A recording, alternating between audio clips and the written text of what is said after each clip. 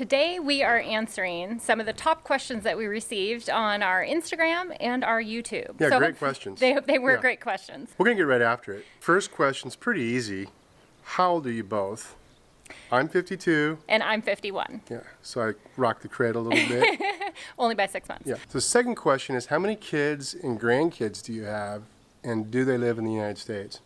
So I have 2 kids, a daughter and a son, and they both live in my hometown. And then I have 3 grandkids. I got 3 daughters, 32, 29, and 20. One lives in Florida, one lives in Arizona, and one lives in Washington State. And I have no grandkids. Third question, how do you deal with such distance from your family? So the beauty of the time that we're traveling in really is social media. Yeah. You kind of feel connected because they're posting pictures, and I don't know, that helps a lot. I can't imagine doing this and doing it a long time ago. And we can also call. Call, texting. Giving up material things seems like the easy part, but assuming you have older, aging parents, can you discuss how that played into your decision? It definitely is part of the decision. I have lived in my hometown my entire life, and I've lived next to my parents my entire life. And so, that's hard. Yeah. But I think really what it came down to for us was, when is the right time? Right.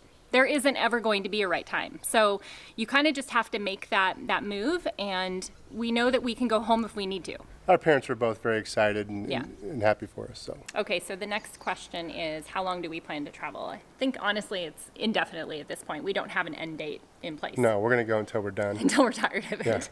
Yeah. And so then, let's see, the next one. What are your plans when you are too old to travel? Do you plan on settling down overseas or buying a house and coming back to the United States? I don't really know the answer to that right now. I think it's kind of unclear. It's uncertain. Yeah, that's kind of what we're on this journey for. So stay tuned for that. Yeah. Stay tuned. Yeah, we'll let you know when we figure it out. So next question, how did your friends, family, and coworkers react when you told them you were going to become nomads? I would say everybody was really supportive, honestly. Yeah. Excited for us, excited to see our adventure. Some of my friends were excited to see me leave. They were like, this is great. This is great. He's gone. See ya. Yeah. So, I would say that in general, we had really good support. Yeah. Next question, do your kids ever come and visit? Mine? No. And I don't know if they will. One has 3 kids, so. One of mine has come. She came to Sevilla, my middle child, and visited there, and she'll probably be the next to visit again. My other 2, they're on their way. They'll come and visit. So the next question is, what is your max monthly budget? Good question. So our max monthly budget depends on where we're at, but we try and stay at about $1,000 each per month throughout the entire year. So we try and balance it out the best we can. And also, on the note of budgets, we do a budget video, or we do kind of a breakdown of cost video for most of the places we go to. So you can check those out to kind of see what we do spend. So the next question is how much did you save for retirement and for all of your travels? That's one of those questions that everybody is going to be different for their requirements. Some are going to want to eat out more. Some are going to want to do all this kind of stuff. And so for us, the amount we saved was what we felt was going to provide us for the travel that we wanted to do. So us giving you a number isn't really going to make a difference. Do we make money on YouTube? If so, how much? Well, how much isn't much. We do a few extra beer runs a month, maybe some food out, an excursion or 2. How we make money is interesting. We make money off AdSense, which are the ads that you see popping up on our videos. Now, the more thumbs up we get, the more YouTube pushes that video out to more eyeballs. AdSense goes up a little bit. So that's one way we make money. The other way we make money is off affiliate marketing. All those links you see below, click on those links, get into Amazon. You order something at no extra price to you, we get commission off that as well. So those are 2 ways we make money on YouTube. Now that you have been retired, would you have done this earlier, or was early 50s a nice spot? Well, obviously where we're at right now is a fantastic spot. I would say that, for both of us, we had to wait for our kids to grow up and move them on and stuff. So this worked really well. If we had been in the position maybe to do it earlier, I don't know, I think we probably would have done it earlier. Okay, so I love this next question because I think everybody's answer to this one would be so different. Would you choose 150,000 each, working still at home, or doing what we're doing? 150,000 is a lot. It is a lot. I mean, I would definitely choose travel. Yeah, Yeah, I would would. too, hands down. Yeah. I might think about it for a quick second, but I just thought about it, and I think we'd travel. I think we would just continue doing what we're doing. We're both very pretty simple people, and seeing the world is honestly priceless. You can't put a price on memories. So next question, have you considered house sitting? Yes, we have. We have some friends that actually do it. We are going to Southeast Asia here in the first of the year. So when we get back from that, we're going to look into it. We're also going to look into it while we're at home in the U.S. We do have a house sit here in November that we're doing for a friend. But other than that, yes, it's something that's on our list to do. Yeah, definitely. Next question is, do we really live on $25,000 a year? Yes, we do.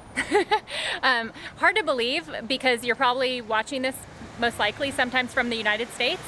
And in the United States, that's really not feasible. Where we are and where we're traveling to, we can manage that. So yes, we are.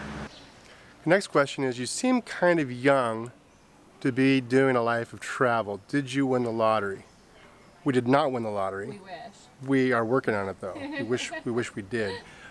No, we kind of addressed that already. We just saved enough to where we're comfortable, and hopefully it ties us through. All right, so how well do we speak the language for each location that we visit? We would love to say that we speak the language really well, but that would be unrealistic because we visit so many different places. So we learn the basics. We like to be able to say please. We like to be able to say thank you. Brian likes to be able to say beer.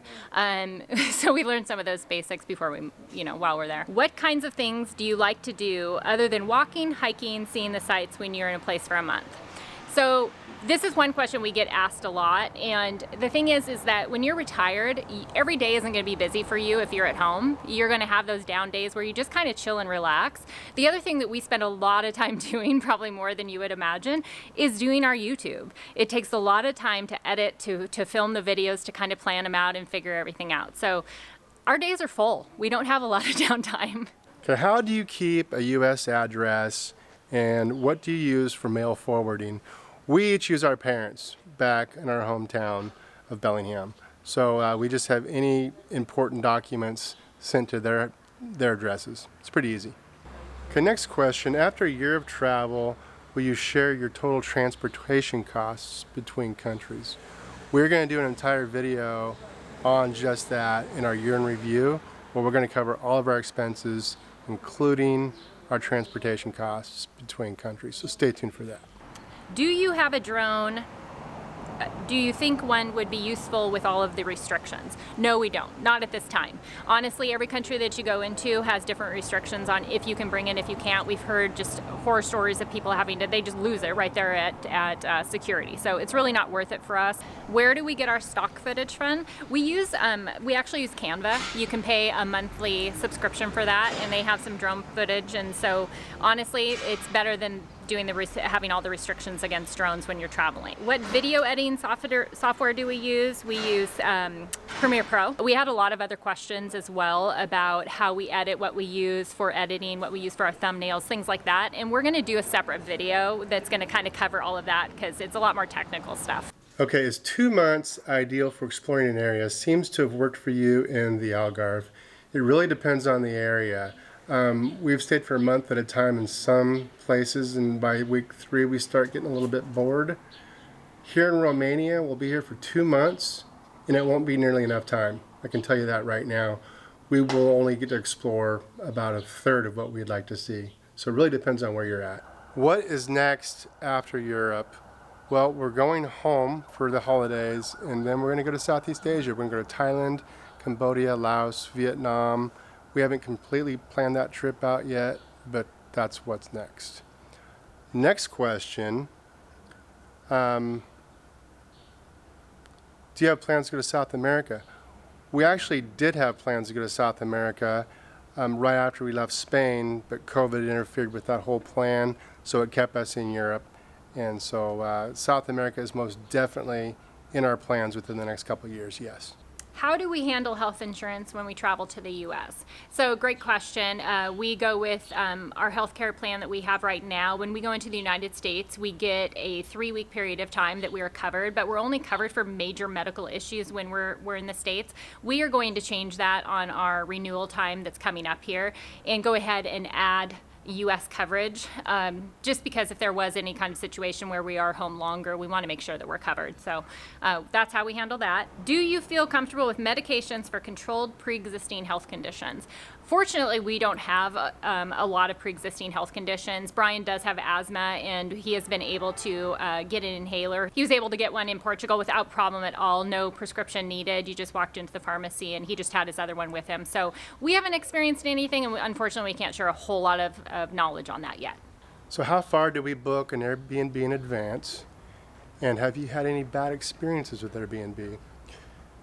We book 2 to 3 months ahead of time our Airbnbs, usually. Now here in Romania, we've made that a little bit less. We haven't booked out any more than a month so far, so we'll see how that works out. As far as bad experiences, yes and no. It really depends on how long we're staying for. If we're staying for a month in some of the Airbnbs we've gotten, it wouldn't have worked. It didn't work. Now that we're staying places for a week or two, they're very adequate, no problems. How do you enjoy the pace of travel in Romania, moving around more and spending less time in each location? This is a really good question because I would have to say there's parts of it I really like and there's parts of it that I really don't like. I like getting settled into a location and kind of having that, you unpack your bags and feel settled, get to the grocery store, you're making the meals at home. Here we've been moving around a lot more, we're eating out a lot more than what we normally do, and we just don't like that so much. So it's a pros and cons, honestly. For this location, it was necessary because, like Brian said, we are still only seeing a fraction of what we want to see in Romania. Next one, we have fallen in love with Romania. It looks beautiful. Are you doing a grocery video on Romania? And how much is the wine in Romania? So we are going to include some of the grocery costs in our costs breakdown at the end of our time here in Romania, and we'll show you some grocery store footage of that, of some of the most common items purchased. And as far as wine costs, I would say that you can get a pretty decent bottle of wine here for about $5. So what do you recommend for slow travelers who wish to stay in mild weather? Well, like I was saying earlier, we wanted to go to Argentina and South America. That did not happen. We came to Montenegro and Albania and Greece, which was mild, much more mild than Western, Northern Europe. But keep in mind, even those countries, we did have to put a jacket on. It was mild, it was nice, but it wasn't hot. So when it's winter here, fly south, go to Argentina. Do we regret our decision to switch to carry-on only? Absolutely, 100%, without a doubt, no. I wish we would have done it sooner. I wish we would have done it out the gate. We're actually going to do another video when we are home in November and December to be able to regroup for going to Southeast Asia because our carry-on will change at that point as well. The other question was, have we had any trouble with our away carry-on luggage getting on airlines? Because we went with the bigger carry-on, and no, we haven't. We have flown some budget, or what would be considered budget airlines, but not the extreme budget airlines yet, but we have not had one issue at all. The next question that we get asked, probably it's our most popular question, is how are we able to stay in Europe more than 90 days? The good news is that we have answered that question, and you could watch the video right here. So next question is, exactly what time is too thirsty? Unfortunately, it is whatever time you want it to be. Which for Brian, it's a little bit more often than maybe other people.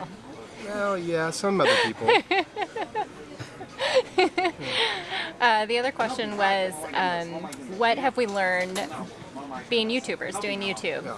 And It's a lot of work. It's a lot of work. It's a lot more time and effort goes into it because we want to learn, we want to get better.